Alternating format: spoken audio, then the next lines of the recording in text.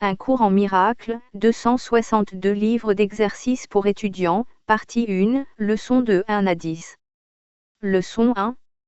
Rien de ce que je vois dans cette pièce, dans cette rue, de cette fenêtre, dans ce lieu ne signifie quoi que ce soit.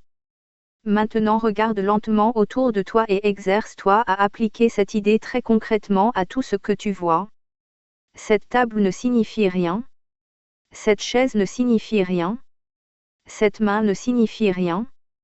Ce pied ne signifie rien. Ce stylo ne signifie rien. Puis regarde plus loin que les environs immédiats et applique l'idée sur un champ plus large. Cette porte ne signifie rien. Ce corps ne signifie rien. Cette lampe ne signifie rien. Ce panneau ne signifie rien. Cette ombre ne signifie rien. Remarque que ces énoncés n'ont pas été placés dans un certain ordre et qu'ils ne tiennent compte d'aucune différence entre les sortes de choses auxquelles ils sont appliqués. C'est le but de l'exercice. L'énoncé devrait simplement être appliqué à n'importe quelle chose que tu vois. Quand tu répètes l'idée du jour, utilise-la sans la moindre discrimination. Ne tente pas de l'appliquer à tout ce que tu vois, car ces exercices ne devraient pas devenir ritualistes. Seulement, assure-toi que rien de ce que tu vois n'est exclu expressément. Une chose est comme une autre quand il s'agit d'appliquer l'idée. Chacune des 3 premières leçons ne devrait pas être faite plus de 2 fois par jour, de préférence matin et soir. Elle ne devrait pas non plus être tentée durant plus d'1 minute environ, sauf si cela t'oblige à te presser. Il est essentiel de les faire à ton aise et sans hâte. Leçon 2. J'ai donné à tout ce que je vois dans cette pièce, dans cette rue, de cette fenêtre, dans ce lieu toute la signification que cela a pour moi. Les exercices pour cette idée sont les mêmes que pour la première. Commence par les choses qui sont près de toi, et applique l'idée à quoi que ce soit sur quoi ton regard se pose. Puis agrandis le champ. Tourne la tête de façon à inclure ce qui se trouve des 2 côtés. Si possible, retourne-toi et applique l'idée à ce qui est derrière toi. Fais aussi peu de distinction que possible en choisissant les sujets auxquels tu appliques l'idée, ne te concentre sur rien en particulier, et n'essaie pas d'inclure tout ce que tu vois dans un espace donné, où tu introduiras une tension. Jette simplement un regard autour de toi, sans effort mais assez rapidement, en essayant d'éviter de choisir selon la taille, l'éclat, la couleur, le matériau ou l'importance relative que la chose a pour toi. Prends les sujets simplement tels que tu les vois. Essaie d'appliquer l'exercice aussi facilement à un corps qu'à un bouton, à une mouche qu'à un plancher, à un bras qu'à une pomme. Le seul critère pour appliquer l'idée à quelque chose est simplement que ton regard se soit posé dessus. Ne tente pas d'inclure quoi que ce soit en particulier, mais assure-toi de ne rien exclure expressément. Leçon 3. Je ne comprends rien de ce que je vois dans cette pièce, dans cette rue, de cette fenêtre, dans ce lieu. Applique cette idée de la même façon que les précédentes, sans faire aucune sorte de distinction. Quoi que ce soit que tu vois devient un sujet convenable pour appliquer l'idée. Assure-toi de ne pas mettre en question la convenance d'une chose à l'application de l'idée. Ce ne sont pas des exercices de jugement. N'importe quoi est convenable si tu le vois. Certaines des choses que tu vois peuvent avoir pour toi une signification très émotionnelle. Essaie de mettre de côté de tels sentiments et utilise simplement ces choses exactement comme tu le ferais de n'importe quoi d'autre. L'intérêt des exercices est de t'aider à dégager ton esprit de toutes les associations passées, de voir les choses exactement telles qu'elles t'apparaissent maintenant, et de te rendre compte du peu de compréhension que tu en as réellement. Par conséquent, il est essentiel que tu gardes l'esprit parfaitement ouvert et libre de tout jugement quand tu choisis les choses auxquelles l'idée du jour sera appliquée. Dans ce but, une chose est comme une autre, également convenable et donc également utile. Leçon 4. Ces pensées ne signifient rien. Elles sont comme les choses que je vois dans cette pièce, dans cette rue, de cette fenêtre, dans ce lieu. Contrairement aux exercices précédents, ceux-ci ne commencent pas par l'idée du jour. Dans ces périodes d'entraînement, commence par noter les pensées qui te traversent l'esprit durant environ 1 minute. Puis applique l'idée à ces pensées. Si tu as déjà conscience de pensées malheureuses, utilise-les comme sujet. Toutefois, ne choisis pas uniquement les idées que tu penses être mauvaises. Si tu t'entraînes à regarder tes pensées, tu verras qu'elles représentent un tel mélange qu'en un sens aucune d'elles ne peut être appelée bonne ou mauvaise. C'est pourquoi elles ne signifient rien. La spécification habituelle est requise lorsque tu choisis les sujets auxquels l'idée d'aujourd'hui sera appliquée. N'aie pas peur d'utiliser les bonnes pensées aussi bien que les mauvaises. Aucune d'elles ne représente tes pensées réelles, qui en sont recouvertes.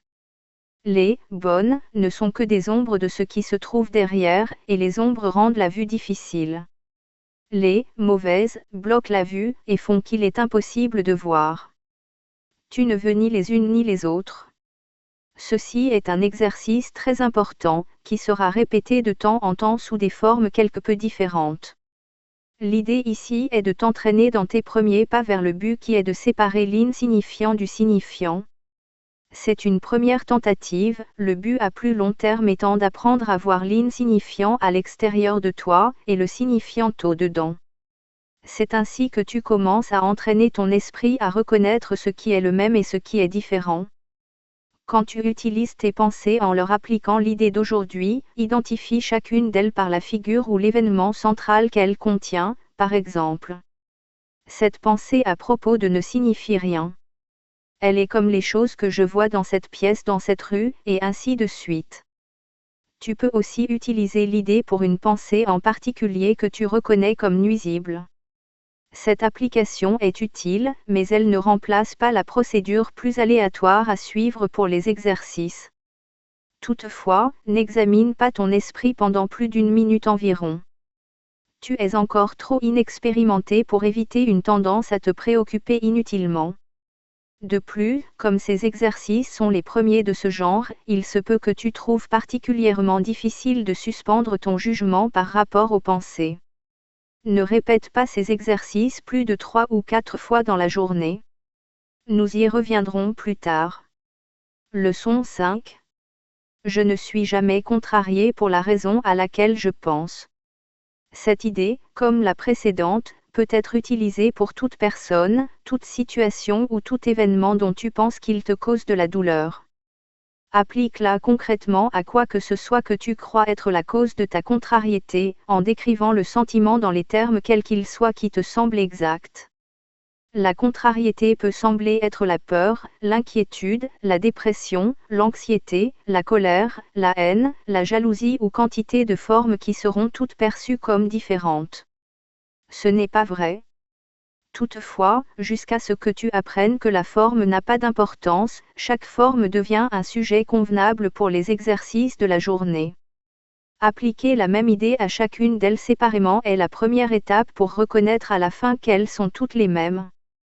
Quand tu utilises l'idée du jour concrètement pour une cause perçue de contrariété sous quelque forme que ce soit, utilise à la fois le nom de la forme sous laquelle tu vois la contrariété, et la cause que tu lui attribues.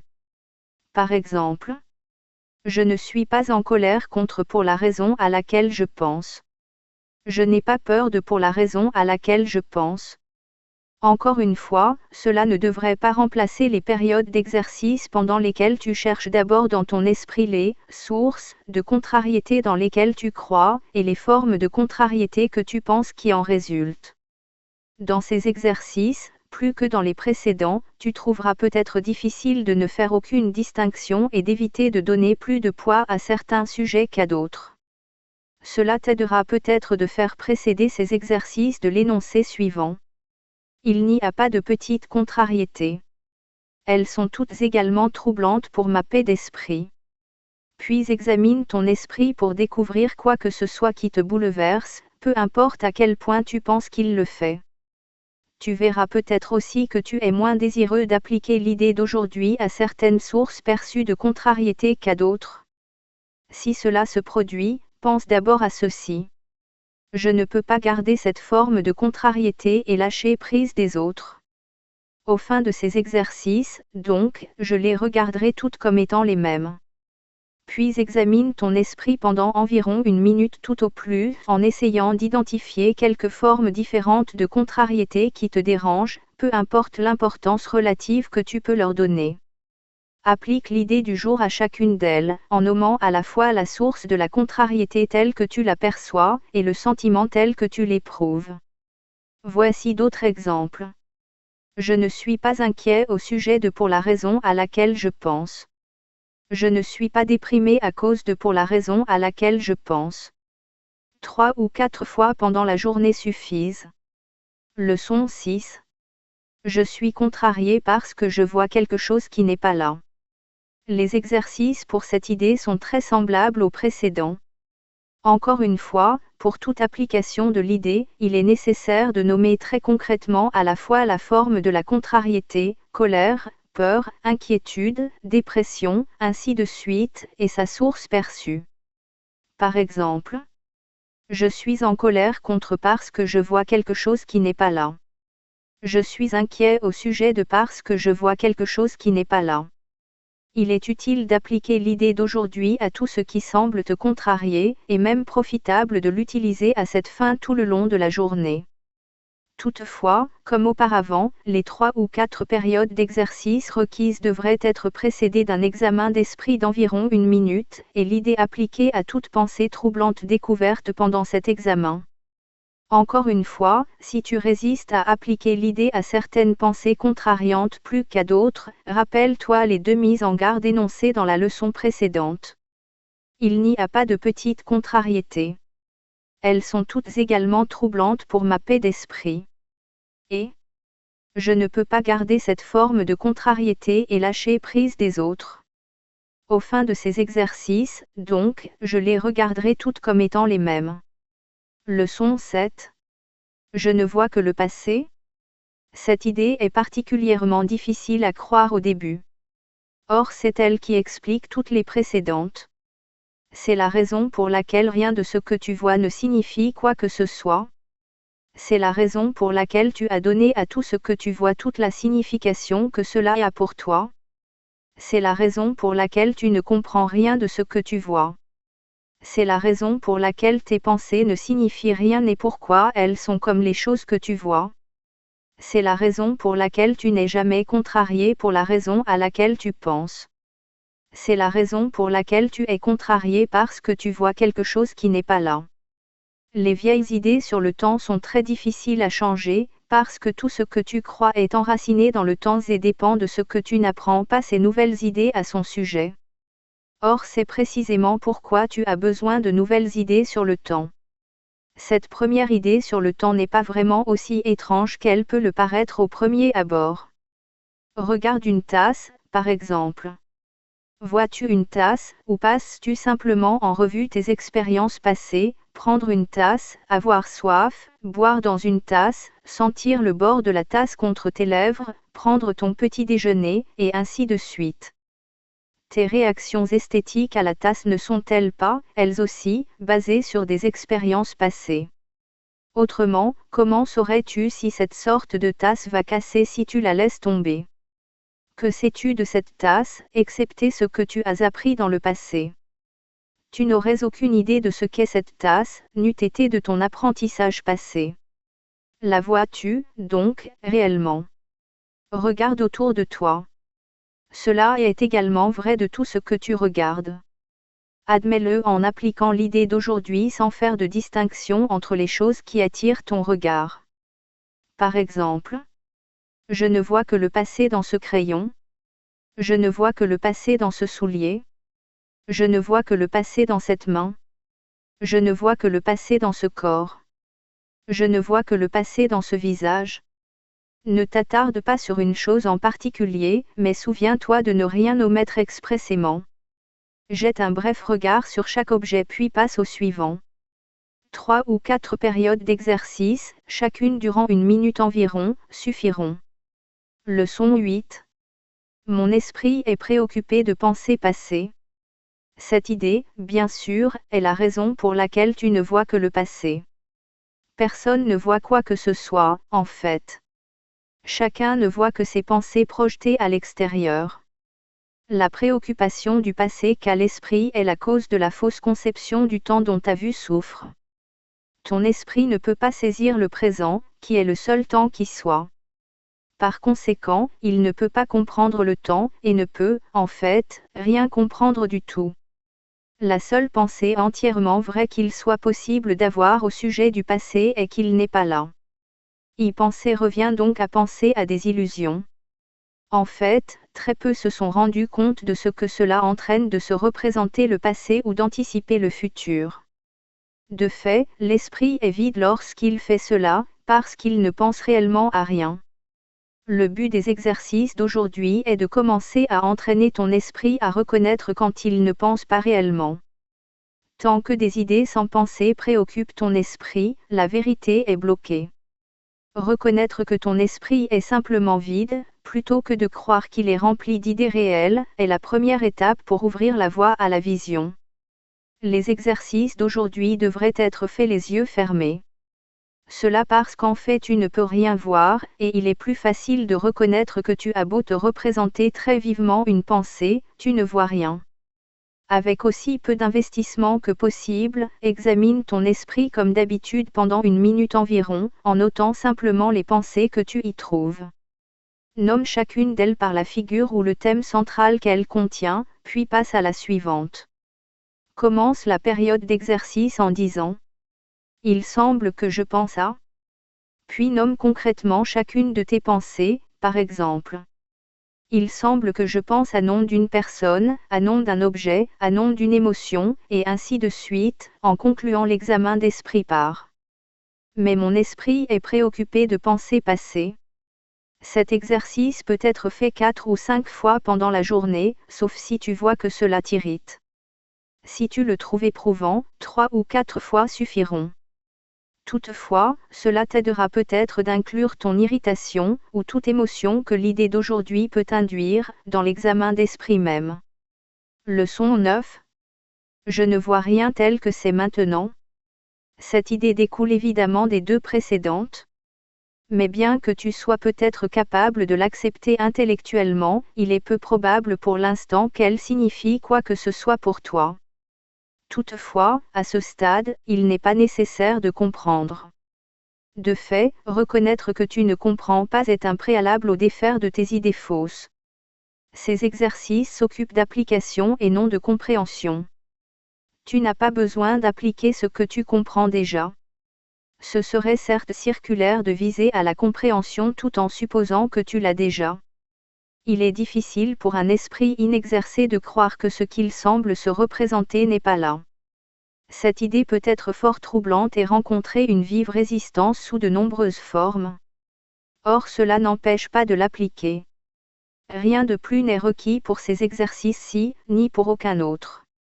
Chaque petit pas dissipera un peu des ténèbres, et la compréhension viendra finalement éclairer chaque recoin de l'esprit qui aura été débarrassé des débris qui l'enténèbrent. Ces exercices, pour lesquels 3 ou 4 périodes d'entraînement suffisent, consistent à regarder autour de toi et à appliquer l'idée du jour à ce que tu vois, tout en te rappelant le besoin de ne faire aucune distinction, et la règle essentielle de ne rien exclure. Par exemple, je ne vois pas cette machine à écrire telle qu'elle est maintenant. Je ne vois pas ce téléphone tel qu'il est maintenant. Je ne vois pas ce bras tel qu'il est maintenant. Commence par les choses qui sont les plus proches de toi, puis agrandis le champ. Je ne vois pas ce porte-manteau tel qu'il est maintenant. Je ne vois pas cette porte telle qu'elle est maintenant. Je ne vois pas ce visage tel qu'il est maintenant. Répétons que, même s'il ne faut pas tenter de tout inclure, il est nécessaire d'éviter toute exclusion expresse. Assure-toi d'être honnête envers toi-même en faisant cette distinction. Tu pourrais être tenté de l'obscurcir. Leçon 10. Mes pensées ne signifient rien. Cette idée s'applique à toutes les pensées dont tu es conscient, ou dont tu deviens conscient pendant les périodes d'exercice. La raison pour laquelle l'idée est applicable à toutes est qu'elles ne sont pas tes pensées réelles. Nous avons fait cette distinction auparavant et nous la ferons encore. Tu n'as encore aucune base pour comparer. Quand tu en auras une, tu ne douteras pas que ce que tu croyais jadis être tes pensées ne signifiait rien. C'est la seconde fois que nous utilisons cette sorte d'idée. La forme n'en est que légèrement différente. Cette fois l'idée commence par « mes pensées » au lieu de « ces pensées » et aucun lien n'est fait ouvertement avec les choses qui t'entourent. L'accent porte maintenant sur le manque de réalité de ce que tu penses penser. Cet aspect du processus de correction a commencé par l'idée que les pensées dont tu es conscient sont insignifiantes à l'extérieur plutôt qu'à l'intérieur, puis il a fait ressortir leur état passé plutôt que présent. Maintenant nous mettons l'accent sur le fait que la présence de ces pensées signifie que tu ne penses pas. Ceci n'est qu'une autre façon de répéter ce que nous avons dit plus tôt, à savoir que ton esprit est réellement vide. Reconnaître cela, c'est reconnaître le néant lorsque tu penses le voir. Et c'est, comme tel, le préalable à la vision. Ferme les yeux pour ces exercices et commence-les en te répétant très lentement l'idée d'aujourd'hui. Puis ajoute. Cette idée aidera à me délivrer de tout ce que je crois maintenant. Les exercices consistent, comme précédemment, à rechercher dans ton esprit toutes les pensées qui te sont accessibles, sans sélection ni jugement. Essaie d'éviter toute espèce de classification. En fait, si tu trouves que cela peut t'aider, tu pourrais imaginer que tu regardes passer une procession bizarrement disparate, qui n'a que peu ou pas de signification pour toi. Tandis que chaque pensée te traverse l'esprit, dis. Ma pensée au sujet de ne signifie rien. Ma pensée au sujet de ne signifie rien. La pensée d'aujourd'hui peut évidemment servir pour toute pensée qui te bouleverse à n'importe quel moment. De plus, il est recommandé de faire 5 périodes d'exercice, chacune comportant un examen d'esprit ne durant pas plus d'1 minute environ. Il n'est pas recommandé de prolonger cette période de temps, et elle devrait même être réduite à une demi-minute ou moins si tu éprouves un malaise. Souviens-toi, toutefois, de répéter lentement l'idée avant de l'appliquer concrètement, ainsi que d'ajouter. Cette idée aidera à me délivrer de tout ce que je crois maintenant.